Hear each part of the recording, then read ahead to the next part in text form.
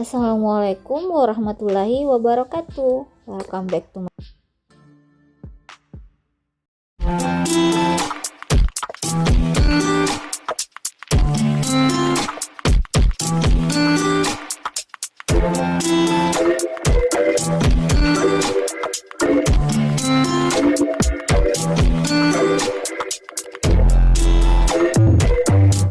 Hai, halo teman-teman semua. Agak kareba, baji-baji ji. Semoga kalian semua dalam keadaan sehat-sehat, tetap semangat dan tetap berpikir positif. Baik teman-teman, di video kali ini saya akan share pengalaman saya tentang culture shock yang saya alami selama beradaptasi di negeri kanguru ini tentang transportasi. Nah, di video beberapa waktu yang lalu saya kan sudah share pengalaman tentang culture shock tentang makanan. Nah, kali ini tentang transportasi. Nah, teman-teman, seperti yang kalian ketahui, pengaturan lalu lintas dan berkendara di negeri kita itu masih sangat kurang. Sangat berbeda sekali dengan di Australia yang pengaturannya sangat-sangat terorganisir dengan baik. Jadi teman-teman, yang namanya culture shock itu banyak sekali saya alami, itu tidak bisa dipungkiri. Yang pertama, aturan mobil di sini tuh sangat ketat. Ya, kalian bisa bilang lah kalau ketatnya itu seperti ketatnya baju renang lah. Canda kok teman-teman. Jadi di sini itu kalau misalnya mobil itu kapasitasnya hanya 5 orang ataupun 7 orang, 6 orang, nah itu harus diisi dengan sesuai kapasitasnya, nggak boleh lebih dari itu. Contohnya ini ya, mobil saya ini 5 seaters, jadi yang bisa naik ke mobil ini hanya 5 orang. Beda dengan di kampung saya ya. Kalau di kampung saya itu mobil 5 seater di sini kadang diisi dengan 7 orang. Nah, di depan ini di samping supir kadang 2 orang. Kemudian di belakang itu kadang diisi dengan 4 orang atau 5 orang. Belum lagi anak-anak yang di pangku. Nah, di sini tuh nggak boleh seperti itu. Jadi harus sesuai dengan kapasitasnya. Nah, kemudian setiap yang naik mobil itu harus menggunakan atau sabuk pengaman. Kalau di kampung saya biasanya yang pakai seat belt itu hanya pak supir atau yang di samping supir. Kalau misalnya nggak ada polisi yang patroli, ya nggak dipakai lagi. Oke, selain itu, anak yang berusia 7 tahun ke bawah, dia kalau duduk di mobil itu harus menggunakan car seat. Kalau di kampung saya, anak-anak itu boleh di pangku dan duduk di depan. Malah kalau misalnya Pak supir punya bayi, dia bisa mangku bayinya sambil bawa mobil. Anak yang berusia 4 tahun ke bawah juga itu punya aturan kalau mau naik di mobil. Nah, car seatnya itu nggak menghadap ke depan ke supir, tapi dia menghadap ke belakang, membelakangi supir. Jadi bayi seperti adik Alfu itu harus duduk di baby capsule. Kalau misalnya di dalam perjalanan tiba-tiba adik Alfu nangis, saya nggak bisa dong serta-merta mengambil dia. Sementara mobil masih berjalan, prosedurnya adalah Mr. Akbar harus menepikan mobilnya dulu, memberhentikan mobilnya, kemudian baru saya bisa mengambil adik Alfu dan menenangkannya. Nah teman-teman, ada lagi nih, anak kecil gak boleh ditinggal sendirian di mobil.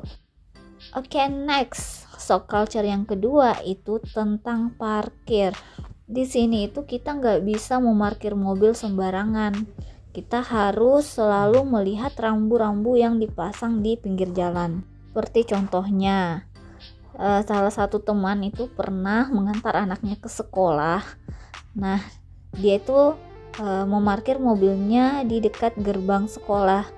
Niatnya kan hanya mengantar anak sampai ke kelasnya kemudian balik lagi ke mobil. Nah, pada saat dia balik, dia itu dapat surat cinta yang ditempel di wiper mobil itu. Surat cinta yang saya maksud itu adalah surat tilang ya teman-teman. Kalau kalian lagi di Australia dan mau memarkir mobil, kalian harus memperhatikan beberapa hal. Jangan pernah parkir mobil di tempat yang ada no stopping sign. Selain itu, kalian juga harus memperhatikan garis yang ada di pinggir jalan. Kalau garisnya berwarna kuning, berarti tuh nggak boleh parkir di situ. Kalau berwarna putih, baru boleh parkir. Perhatikan juga papan rambunya. Kalau misalnya ada tertulis P1, itu berarti kita boleh parkir 1 jam. 1 jam saja ya, nggak boleh lebih. Karena kalau lebih, bisa dapat surat cinta. Oke, selanjutnya teman-teman, peraturan mengemudi di sini itu sangat ketat. Nah, pernah nih Mr. Akbar dapat denda hampir 5 juta karena menerobos lampu merah. Jadi ceritanya waktu itu malam-malam dia itu mau ke suatu tempat. Karena waktu itu dia buru-buru, nah ini sudah lampu kuning. Biasanya kan lampu kuning itu berjedah baru lampu merah. Nah, pada saat dia menerobos itu ternyata itu sudah lampu merah. Pas dia lewat dari garis itu terus merah tuh tiba-tiba ada kayak blitz gitu, blitz kamera. Nah, itu udah kita anggap kedipan mata. Setelah dikedipkan mata, nanti tunggulah 3 hari kemudian datang surat cinta di kotak pos kita. Dan dendanya kalian tahu teman-teman, waktu itu 400 lebih, hampir 5 juta ya. Benar-benar bikin shock karena di kampung saya itu kalau misalnya ada tilang begitu kan bisa diselesaikan di tempat. Oke. Nah, kalau di sini tuh nggak bisa. Dia nunggu kita tenang dulu, 3 hari kemudian barulah datang surat cintanya. Selain itu, di sini itu juga kecepatan dari kendaraan itu ada batasnya. Nah, kalau misalnya tertulis di pinggir jalan itu 70 km per jam, berarti harus 70 km, jangan lebih. Kalau lebih berarti nanti kita dapat surat cinta juga. Nah, tapi teman-teman, nggak semua sisi jalan itu ada kamera pengintainya. Itu hanya ada di beberapa sudut tertentu.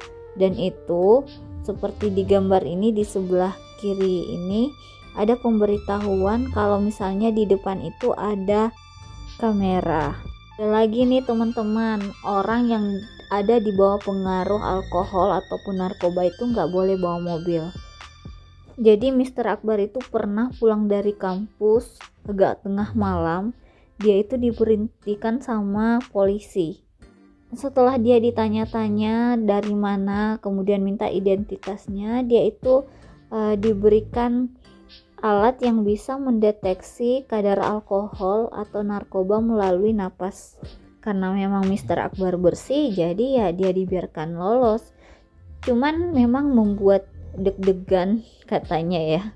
Sekarang yang keempat, kita nggak boleh menyeberang di tempat selain tempat penyeberangan.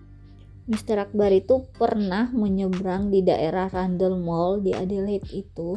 Dia menyeberang tidak di tempat penyeberangan. Nah, datanglah si polisi. Kalian jangan bayangkan polisi yang seperti di negara kita, polisinya yang agak seram gitu. Nah, ini polisinya ramah dan bisa diajak selfie. Dia memberitahukan kalau kamu tadi melakukan kesalahan, kamu gak boleh nyebrang di situ karena itu sangat berbahaya. Untuk kali ini dia tidak didenda, tapi next time kalau dia melakukannya lagi, dia akan kena denda. Oke, sekarang yang kelima teman-teman, bus itu singgah hanya di halte bus. Pengalaman saya waktu itu pernah pulang dari pasar di Central Market Adelaide. Nah, waktu itu saya lupa mencet tombol untuk singgah. Nah, lewatlah satu halte dan itu jaraknya lumayan jauh dari tempat tinggal saya. Mau diapa lagi, saya harus jalan dong dari halte bus yang itu ke rumah. Karena bus itu memang gak boleh singgah di tempat selain di halte bus, baik mengambil ataupun menurunkan penumpang. Jadi teman-teman, kalau misalnya mau berkendara di Australia ini, kalian harus betul-betul paham gimana peraturan-peraturan berlalu lintas di sini. Karena kalau tidak, kalian akan sering-sering mendapatkan surat cinta dan kalian akan menghabiskan banyak uang hanya untuk membayar denda. Dan seperti yang saya bilang tadi, dendanya itu tinggi, banyak, apalagi kalau kita konversi ke rupiah. Dan yang paling tinggi itu SIM kalian bisa dicabut dan kalian dilarang untuk mengemudikan mobil selama kalian di Australia. Oke deh teman-teman, itu saja sharing tentang culture shock dalam bidang transportasi. Terima kasih banyak buat kalian yang telah menonton video ini sampai akhir. Terima kasih banyak atas supportnya. Buat kalian yang baru saja menemukan channel saya ini, beri dukungannya juga dong buat saya. Gimana caranya? Ya nonton video ini sampai akhir seperti sekarang, kemudian jangan lupa di like, di komen dengan komentar yang positif, dan share kalau kalian rasa video ini bermanfaat.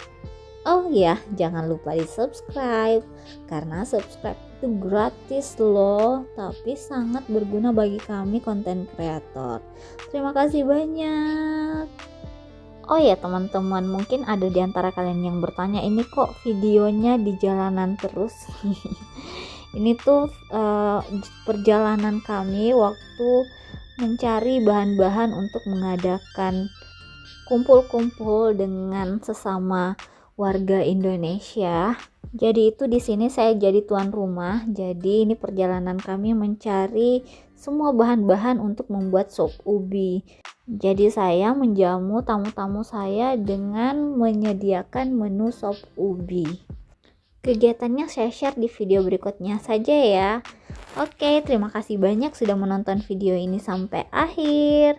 See you in the next video. Bye. Wassalamualaikum warahmatullahi